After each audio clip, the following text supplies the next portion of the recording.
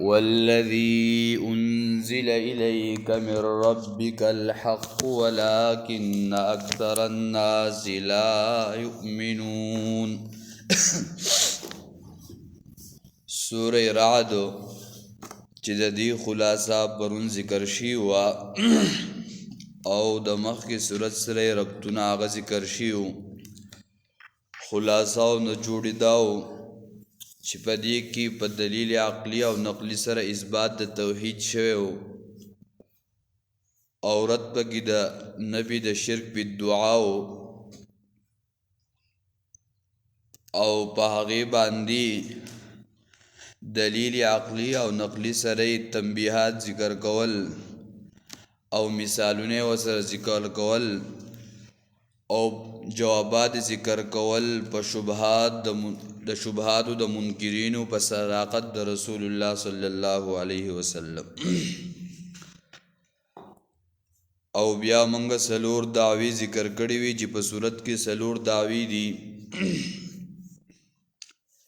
یو په آیت نمبر 14 کې چې په عنوان د تسبیح سره ذکر شی او یسبح الرعد بحمده والملائکه من خیفته. او دویمه دعوه په آیت نمبر 14 کې چې په عنوان د دعا سره ذکر شی او له دعوت الحق. او دریمه دعوه په تحلیل سره قل هو ربی لا اله الا هو آیت نمبر 30 کې. او بل دعوه په عنوان د عبادت سره آیت نمبر 36 کې الیه ادعو و الیه مآب. سورت سلور حصے ہو آگے کی اولنی حصہ د آیت نمبر 14 پوری وا او باغی کی دلائل عقلیہ هغه ذکر کول د الله په وحدانیت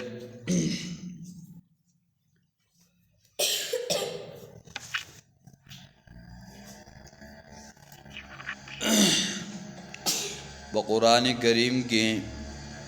د 20 انبیاء ذکر دی، د شپږو فرشتو ذکر دی په قرآن کریم کې. جبریل، میکائیل، هاروت او ماروت، مالک او رعد. د شپږو کافرانو ذکر دی، فرعون، حامان، قارون، ازر، ابو لهب او ابلیس. بیا درېمه خبره دا ده یو هغه آیاتونه دي چې هغه محکم دي، د هغې معنا او مطلب دواړه معلوم دي. ان الله علی کل شیء قدیر، الله په هر څه باندې قادر دی، قدرت مطلق دی. بس دویم هغه الفاظ دي چې هغه مشابه دي یعنی معنی معلومه ده خو د هغې په مقصد باندې څوک نه پوهېږي. لکه قیامت کې به د الله جل شانه پنډی مبارک هغه ښکاره شي، نو اوس څنګه به د هغې حقیقت موږ ته نه معلوم. یا ید الله چې د الله جل شانه لاسونه هغه بند دي، آیا شته نشته دا خو د اختلاف خبرې دي، خو چونکې موږ ته د هغې په حقیقت علم نشته. او دریم هغه الفاظ دي مقطعات چې د هغې نه الفاظ نه معنی معلومه ده او نه مطلب معلوم دی، بس هغه الله ته معلوم دي. د دې مثال داسې دی، بس د یو سړي موبایل دی، یو هغه ته د هغه کوډ معلوم دی، بل څوک د هغې په کوډ څه پوهېږي. او نن سبا خو هر سړی خپل هر یو څیز د کوډ ورکړی، ځکه چې په دې کې وایي پکچر دی، دا پکې دی او دا پکې. چلو خبره بل طرف. الف لام را. نو بدی کې علما مختلفې معنی کې د خپل سوچ مطابق راوخت کړي. د الف نه انا، د لام نه الله او د میم نه مالک او د را نه رحمان. دغه معنی بعض مفسرین ذکر کړي ده. تلک آیات الکتاب، الله تعالی په معنی الف لام را الله تعالی په مراد خپوه ده. تلک آیات الکتاب، دا آیاتونه د لوی کتاب دی، دا آیاتونه سری د لوی کتاب دی. والذی انزل الیک من ربک الحق ولکن اکثر الناس لا یؤمنون. والذی او هغه ذات انزل الیک چې نازل کړی شوی دی تا ته من ربک د طرفه د رب ستانه الحق هغه حق دی. ولكن اکثر الناس لا يؤمنون، لیکن زیاد خلق هغه ایمان نه لري. وس ذالک الکتاب تلک آیات الکتاب کے مراد هغه احکام دی او والذی انزل الیک من ربک الحق نه مراد هغه احکام دی چې هغه د حدیث په وجه باندې ښکاره شوي دي چې نبی علیه الصلاۃ والسلام ته وحی راغلی ده او د هغه وحی په وجه باندې هغه حدیث هغه ښکاره شوي دي او معلوم شوي دي احکام د هغې یو د قرآن الفاظ او معنی دي دا دواړه د الله د طرف نه راغلي او حدیث د هغې الفاظ معنی د الله د طرف نه دي بلکې الفاظ د نبی علیه الصلاۃ والسلام د طرف نه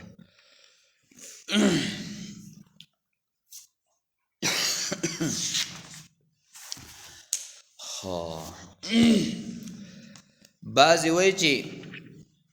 تلک آیات الکتاب دا تمهید دے او ترغیب دے اتباع دا قرآن تا پا تلک کے اشارہ دا آیاتونو دا دی صورت تا او دا کتاب نا مراد دا صورت دے یعنی آیاتونو دا دی صورت چی دا کامل او عجیبہ آیاتونو دی او دا حق تی دا رب العالمین دا طرف نراغلی دی یا تلک کے اشارہ دا دی صورت تا او کتاب نا مراد حق قرآن دے یعنی دا دی صورت د دې قرآن د آیاتونه دا کامل لی او اکمل لی او حق دی او په اعلی معیار د فصاحت او په بلاغت کې دي او د رب العالمین د طرف نه راغلی دي لیکن تعجب په دې دی چې داسې واضح او حق کتاب دی بلکې ډیر خلق د دې د هغه منلو نه انکار کوي ایمان پې نه راوړي ولكن اکثر الناس لا یؤمنون لیکن زیاد خلق ایمان نه لري یا زدن الک وېدا کار دی کوي زین کوما یا د زد په وجه باندې دا خلق ایمان نه راوړي زدن یا د مپادن مثلا یو سړی د زد په کرسی یو سړی کېنولی قصدن عمدن الک دا کار مې خدای زی کوم په دې زناسم چا پې کېنولی چا وله سورګړي بل استعمالی همیشه دا کار صحیح د مپاد وي او مپاد خلق استعمالی چې کله ضرورت راشي نو بیا څه کوي مپاد استعمالی کله خلق استعمالی کله پیسې استعمالی بس خپل انجام ته ځان رسوي نو یا د زد په وجه یا د مپادو په وجه وس دلیل عقلی الله الذي رفع السماوات بغیر عمد ترونها الله تعالی هغه ذات دی چې اوچت پیدا کړي اسمانونه اوچت پیدا کول دا معنی چا کړل تفسیری مدارک بغیر عمد بی دستنونه ترونا جتا سوینای الله جل شانه هغه ذات ته چې اسمانونه پیدا کړی دي بغیر دستنونه ترونا ها کې دا ضمیر چاته راځي دي نو بعض علما وایي ترونا ها کې ضمیر اسمانونه دا یعنی تاسو وینئ د اسمانونه چې هغه موجود دي بغیر دستنونه یا دې دا معنی مراد ده جمهور علما دا ذکر کوي چې دا اسمانونه چې دي دا بغیر د ستنو سره موجود دي ابن عباس او داغه سره نور علما د ابن عباس نه او دارنګ حسن رحمه الله او د قتاده رحمه الله و غیرنا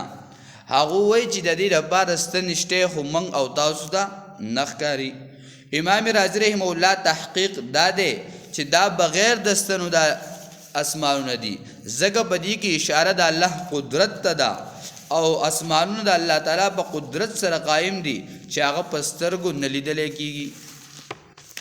یا دغه معنی مراد ده ویل السماء کیف رفعت دیرشمه سپاره کې براشي فلسفه وایي چې دارنګ اسمانونه د اسمانونو دارنګ نه دی ولی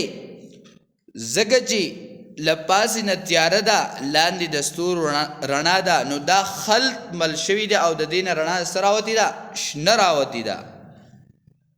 نو ابو ذر غفاری رضی الله تعالی عنہ فرمایي حدیث کې راځي بلکې داغه خبره خو د سراړو دروغ کې دی نشي چې د اسمان دا رنګ سره دا شین دی یا پدې کې دا ضمیر ترونها کې چاته راځي دی د ستنو ته راځي دی نو دا بګي علماء یو څو قولونه هغه ذکر کړی دي الله الذي رفع السماوات بغیر عمد ترونها الله تعالی هغه ذات دی چې اوچت کړي دي یعنی اوچت پیدا کړي د اسمانونه بغیر عمد بغیر د ستنونه ترونه چې تاسو وینئ تاسو ورته به د خپلو سترګو ګورئ نو یا یو دلیل شو هغه ذات چې هغه بغیر د ستنونه اسمانونه پیدا کولی شي نو پس د مرګ نه دوباره ورته ژوند سره چې یو سړی وجود ته راوستی او مړ شو دوباره هغه ته پیدا کول څه شی دی اول خو پیدا کول ګران دي چې یو پیر پیدا کو دوباره ورته ژوند دوباره ورته پیدا کول سری نو دا په دې لاندې آیت کې دې خبرې ته اشاره ده ځکه ثم استوى على العرش او بیا برابر شو په عرش باندې یعنی خپل تجلی وکړه یا غلبه حاصل کړه د خپل شان مناسب وسخر الشمس والقمر او تابع کړل د حکم خپل نور او سپومۍ درې معنی مفسرین کوي یو معنی دا ده چې د انور سپومۍ چې دي دوی چې د کله نه وجود ته راغلي بس خپل ډیپټي جاري ساتل الله نه ګریز غواړي نه بل څه غواړي نه بل څه غواړي خو بس د الله حکم دی او بس دو باغې باندې سری جاري او ساری دي دا یو رزونه چې دې شي ضرورت دی نو دا یو دا او دویم دا که د انور سپومۍ چې کومه رڼا ورکوي چې اوس الله ویلي هلکه دا انور دومره رڼا ورکوي د دې تاسو دومره بیل ورکوئ یا د دې سپومۍ ورکوئ یا د دې دواړو په جمع دومره ورکوئ نو دا به مخلوق ورکړی دا خو د الله قدرت دی الله به دې کې خپل قدرت ښیي او دریم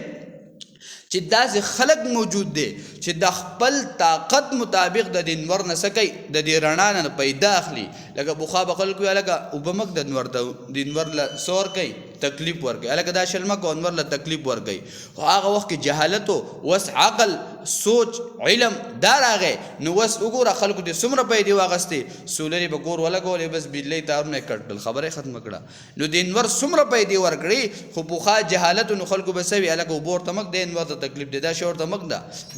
دا نه وس علم راغی بس عقلونه هغه کلاو شول نو وس د هغه انور نه خلک څه کوي پیدې حاصلوي کلو یجري لاجل مسمى او هر یو چلیږي او زی په خپل وخت مقرر باندې مراد دې نه سره یعنی چې د دې کوم وخت مقرر د هغې پورې به دا څه کېږي هغه چلیږي أقول قولي هذا أستغفر الله لي ولكم ولسائر المسلمين فاستغفروه إنه هو الغفور الرحيم اللهم ربنا آتنا في الدنيا حسنة وفي الآخرة حسنة وقنا